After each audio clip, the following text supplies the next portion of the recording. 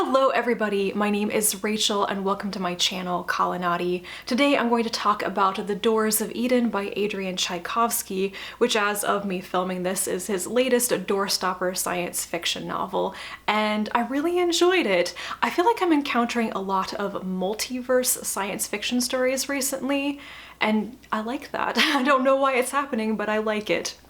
So what is The Doors of Eden about? The really poor summary is that a bunch of people in the modern day get yanked into a crazy, confusing fight to save the multiverse. The better description is that we begin with Mal. She is a cryptid hunter, and 4 years prior, she lost her best friend and lover, Lee, in a strange event out on the moors where Lee may have been lost through a crack into another world, another universe.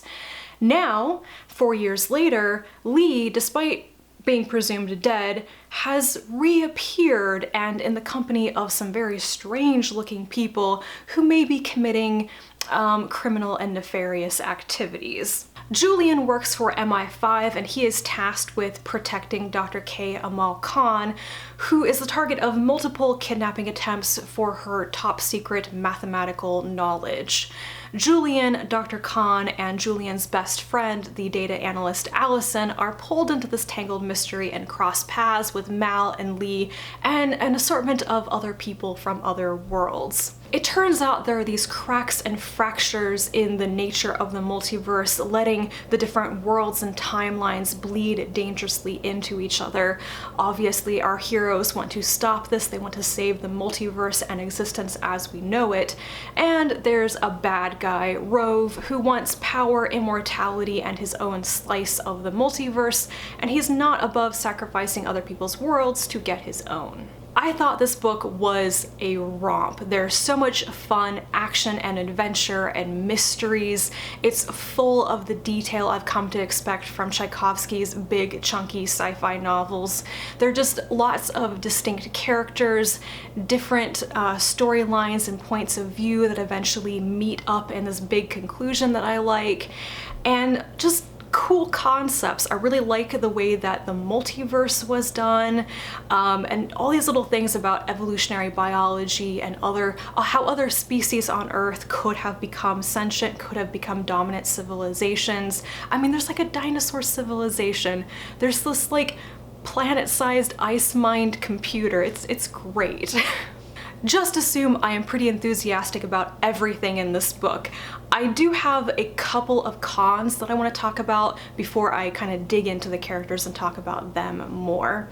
So first of all, this book could have been a bit shorter. I do like Tchaikovsky's massive tomes, but I was ready for The Doors of Eden to be done, for it to start wrapping things up 100 pages before the end.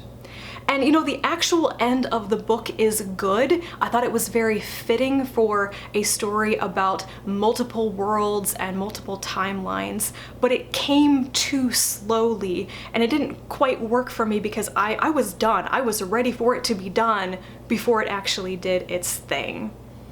Could have been tightened up a little bit near the end. The second thing, which directly contradicts my complaint about the length of the book, is that I thought there should have been more character development for one person in particular, Dr. Khan. I think she could have used some more internal development, but we don't actually spend that much time in her head. Like, we spend far more time in the mind of Julian than with Dr. Khan.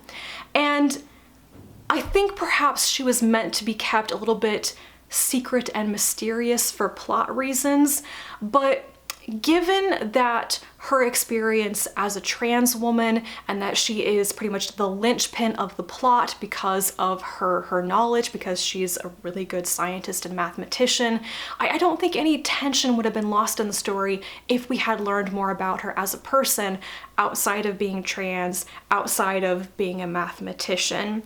Instead, she sometimes turns into this MacGuffin that various factions are fighting over, and that runs the risk of making her seem more like a thing for plot reasons than an actual person. But now that I've brought up Dr. Khan, let's talk about the queer and trans rep in this book. There are three main characters who fall into this category. Obviously, Dr. Khan, she is quickly established to be a trans woman, but we also have Mal and Lee, who are a lesbian couple. I'm not going to spend much time talking about them because really what is there to say? They are a couple. Their story is very much about finding each other again. They're very wrapped up in their own relationship for most of this book. And while sometimes I thought they came across more like very good friends reunited, I think ultimately their romantic relationship is just understated. Khan, however, is a different story. The fact that K. Amal Khan is trans is a big thing throughout this story. Multiple characters react to that and have to deal with it, some good, some very badly. Like on one side you have Julian, who actually knew Khan before her transition, and he has to struggle a bit mentally with adjusting how he thinks about her, how he talks about her. He's not perhaps the most flexible of people, but he's at least trying. He's not a bad person. But on the other end of that spectrum is the utterly transphobic villain, Rove. He does and says transphobic, very hurtful things directly to Khan. So there are scenes in this book of transphobia, of Khan being very hurt and having to deal with this horrible person. For that reason, I would put a content warning on this book for transphobia. It is there, it can be unpleasant to read. I don't think that the story is transphobic, nor do I think that the author is transphobic. It's definitely coming from a specific character. And while I realize that some people may view this as a spoiler, I do not. I think this is something people will really want to hear. There is no bury your gays trope in this book. The queer and trans characters are not sacrificed on the altar of emotional storytelling. The right people get happy endings, and this matters a lot to me. I was worried throughout parts of this book that a horrible thing would happen to my favorite characters, and I liked most of the characters in this book very much. But in particular, I was worried that with three really strong central queer trans characters in the story that one of them was going to be offed. So thank you, Adrian Tchaikovsky, for avoiding that nasty trope in media.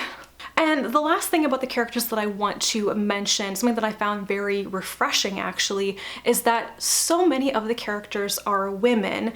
I think the majority of the core cast in this book are women. You have a lot of talented, skilled, interesting women who are portrayed positively, sympathetically, but with flaws that make them complex and interesting. But there are also women in the background. They're like offhand comments about so-and-so who was a woman. And this is something I really appreciate when an author has obviously done the work of trying to adjust the default assumption about gender and gender roles in their stories, that even the background characters who might be, you know, police officers or scientists or government leaders, that they can be women too, that we can't just assume that they're going to be men. But at the same time, I kind of noticed that while having so many women in the story was really fun and I really liked that, the few main male characters just didn't seem to be portrayed as positively as the women. And I want that balance. I want there to be good,